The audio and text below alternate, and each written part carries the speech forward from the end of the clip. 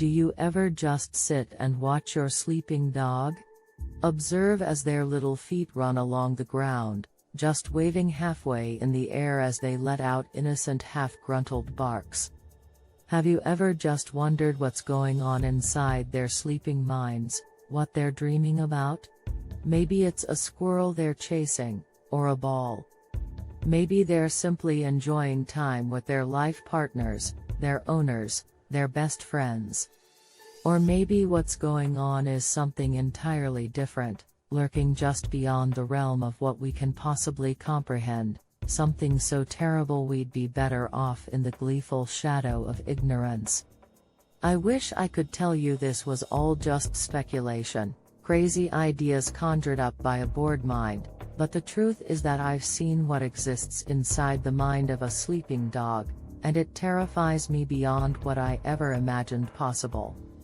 The idea of mind reading itself is an old one, and while it might sound like something taken out of a science fiction novel, we do possess devices that can give a basic translation of what occurs inside an individual's resting mind. In reality, in a dumbed-down version of neurology, everything we think, dream and feel, is a product of chemicals and electrical signals surging through our flesh, producing a flux of ideas and emotion, which results in pretty much everything we are. With the right equipment, there's no reason why we shouldn't be able to translate these impulses into text, audio, or even images. That's what I've been working on for the past decade. A device that not only reads the electrical impulses within your brain, but one that can also give a basic picture of what's going on. It might sound horrifying enough on its own, but don't fall into a pit of despair. This is nothing to be used as a torture device, or to extract information from unwilling participants. This was always planned to aid these no longer able to communicate with the world surrounding them. People suffering from locked-in syndrome, unable to speak, but fully conscious, horrified as they've lost the ability to interact with the people around them. The device we worked on was supposed to aid them, give them a way of talking to their friends and family, to let us know they're still in there. The project itself was called Dreamweaver, and came in the form of a hairnet containing hundreds of tiny electrodes, able to read the brain's electrical signals from the surface of the skin. Much like encephalography, it read brainwaves, but unlike the standard EEG, it was also capable of translating them. Even from the very early prototypes, we were able to pick up some vague shapes and sounds from our first test subject, which just so happened to be me. Both while awake and asleep, we managed to reproduce my thoughts, displaying them on a nearby monitor, and then recording them.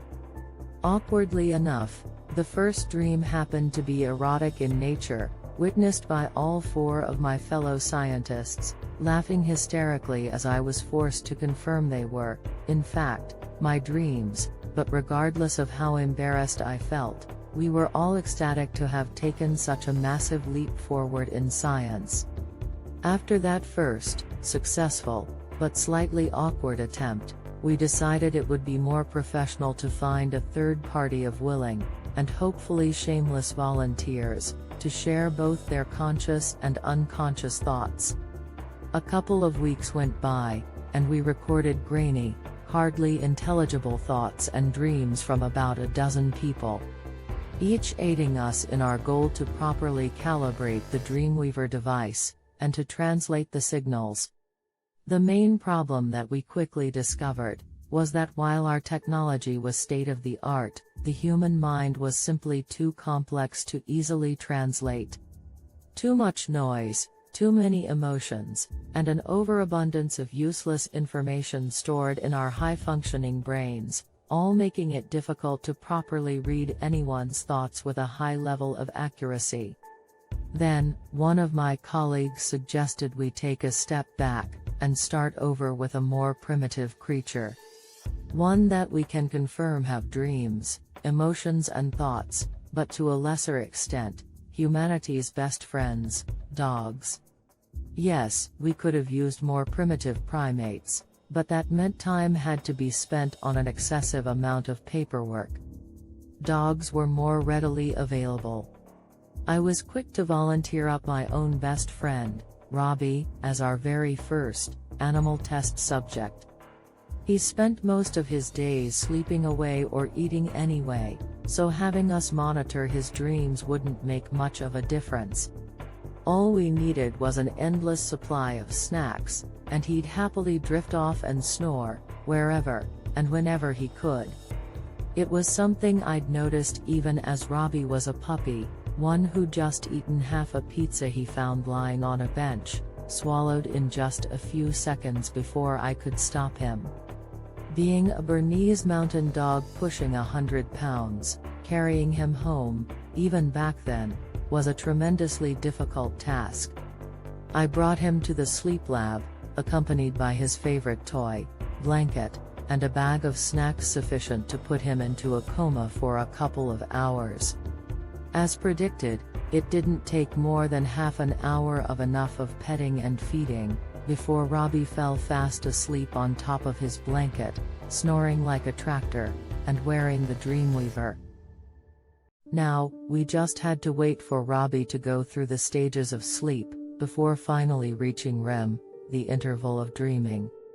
The image appeared quickly, just vague outlines at first, hardly resembling anything more than abstract art, but as we calibrated the machine, we quickly managed to conjure an image clearer than anything we'd seen in a human being. A remarkably accurate representation of Robbie's mind, vivid beyond what we thought possible.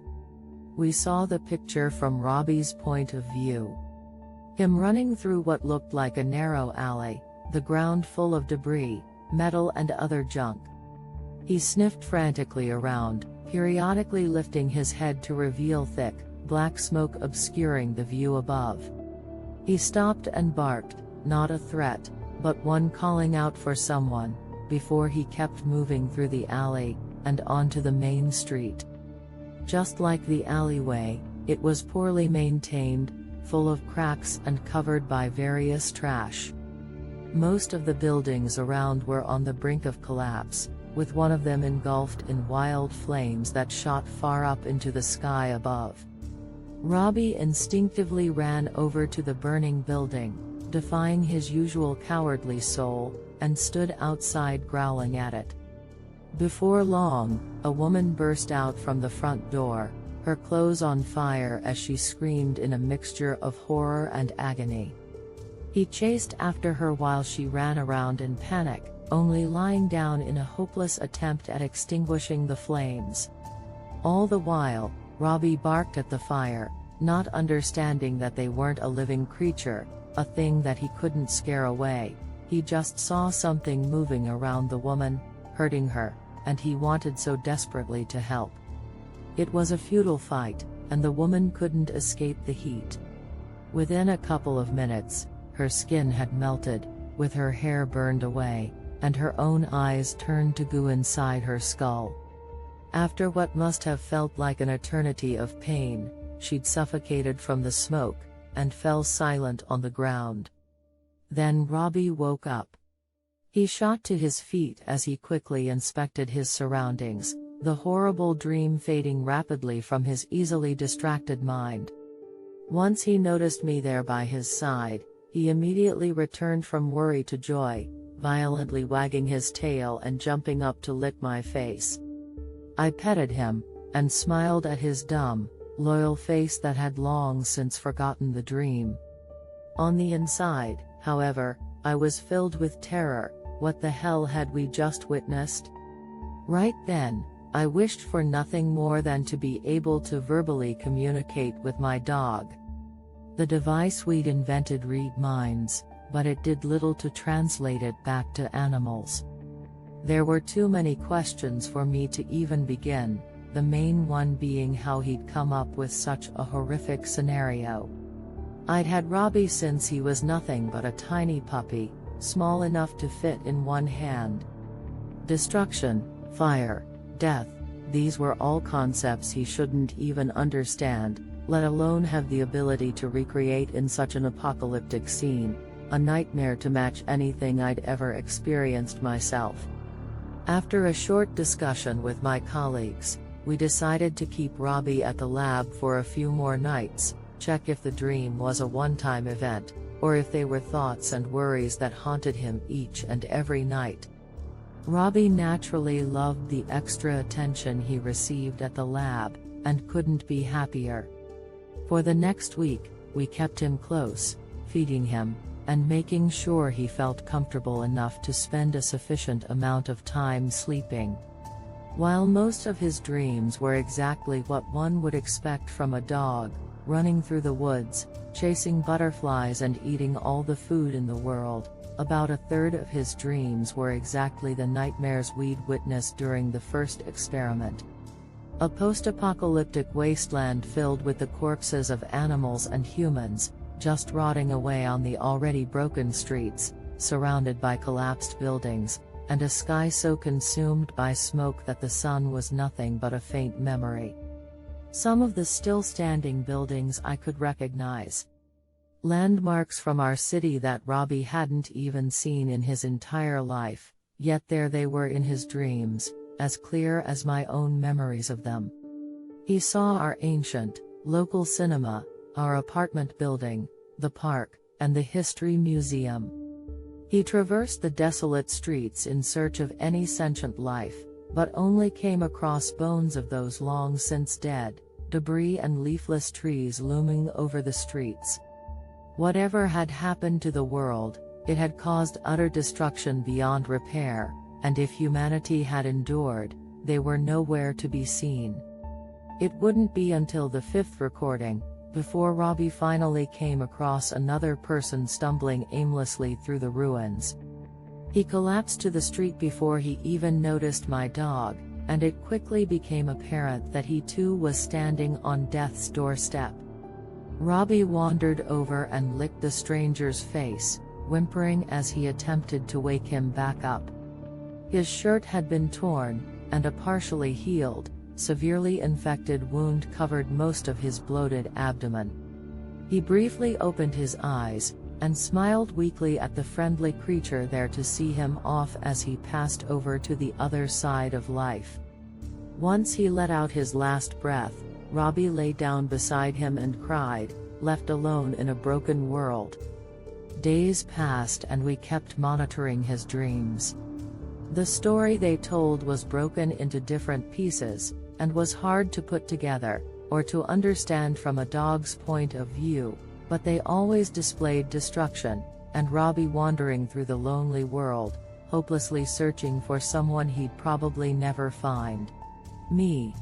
It could have been a terrible coincidence, that my dog simply had the most creative imagination of any animal on the planet. I prayed that his dreams were mere fiction, rather than a look into our bleak future. But if the world he'd dreamed up wasn't real, then how could he invent real places he'd never seen? Once we'd been sufficiently horrified by Robbie's unconscious mind, we decided it would be best to confirm our findings by monitoring other pets. A control group of animals from various places in the country, all who'd lived a long and happy life with their owners, safe from all the terrors in the world. We patiently waited as dog and cat owners signed up for the experiment, and while the pay wasn't all that great, they were more than excited to get a quick view into their loving pets' minds. After all, there wasn't any harm in the project, and they were given plenty of attention and food to compensate for the new environment. After we gathered a couple of dozen volunteers, we got to work, monitoring both their waking and sleeping minds, each for a week. We recorded their dreams, and showed it to their owners after the fact, to prevent them from being exposed to the same nightmares we'd witnessed. Our plan was simple: if they had normal dreams, we'd just give them a copy of it on a USB stick, and if not we would blame it on equipment malfunction, and pay them their fee, no harm done. Most of the animals showed little more than your average dog catching a stick, or a cat playing with yarn, and as we got through to the 5th, sixth and even seventh subject without another incident, we almost allowed ourselves to fall back into blissful ignorance. But then, we saw another nightmare. It was remarkably similar, a barren hellscape devoid of any sentient life, just pets roaming the ruins, looking for anyone to keep them company at the end of the world. One cat dreamed of a minute society in the middle of the wasteland. Just 20 or so people clinging onto life in the middle of the immense destruction, all looking fatigued and emaciated. Another dog saw dried out oceans only occupied by the occasional corpse submerged in the few puddles that remained, searching for half-rotten fish and other dead animals it could feed off of. And then, against all odds, one found the half-burned remains of their former owner.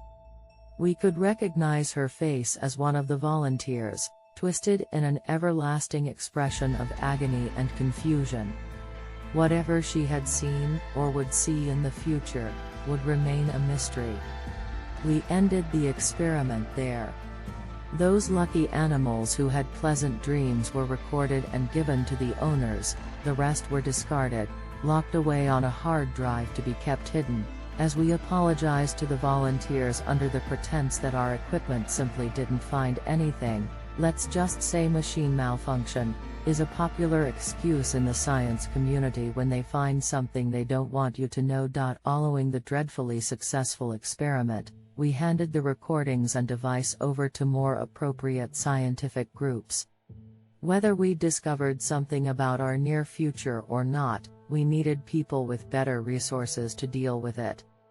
A group called Artifacts quickly swooped in and took all our equipment, with the exception of the first prototype, which I'd brought home to calibrate months before the ordeal. I decided I would check Robbie's dreams one last time before scrapping the device, hoping to find just another pleasant one I could keep as a memory. Away from my colleagues, and the stressful setting of our lab, I fed him, and he fell asleep in my lap, wearing the Dreamweaver. Just like before, I was presented with another post-apocalyptic world. As the hellscape came into view, Robbie frantically sniffed his way through several, partially collapsed streets.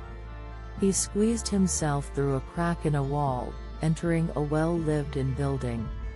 One that had since been abandoned, filled with empty cans of food and water bottles. In the corner, by the entrance, lay a man trapped under a slab of concrete. His lower body had been absolutely crushed, but he hadn't bled out, as the pressure kept him alive and breathing. "Hey boy," the man uttered in a weak voice, followed by unintelligible human sounds Robbie couldn't understand. He recognized the voice, and immediately spurted over to the slowly dying man. In shock, I realized that the broken man was myself, on the brink of death. "Robbie, how did you find me?" I asked as I lifted my hand onto his head. He bit onto my sleeve and tried to pull me out from under the debris, not realizing that in only minutes, I'd be dead. He whimpered as he heard me groan in pain, and despite his lack of understanding of death, he could tell I was suffering. Without any other options, he simply sat by my side as the city before us kept burning, keeping me company during my final hour. I kept petting him until I drew my final breath, but he remained by my side even as I'd turned to little more than a limp pile of flesh, rid of any mind or soul. Then he awoke in a panic, one that immediately softened as he found himself lying in my lap, back to safety, realizing it had all been just a dream. A dream of a future yet to happen. Whenever, and however, dogs only live so long. They know our future, but don't realize it. They just remain in our lives, the most loyal creatures in existence. Even as the world around them collapses, they try their absolute best to keep us safe, because they love us. I hope this future can be avoided, but if not, I know that when my time comes, at least I won't be alone.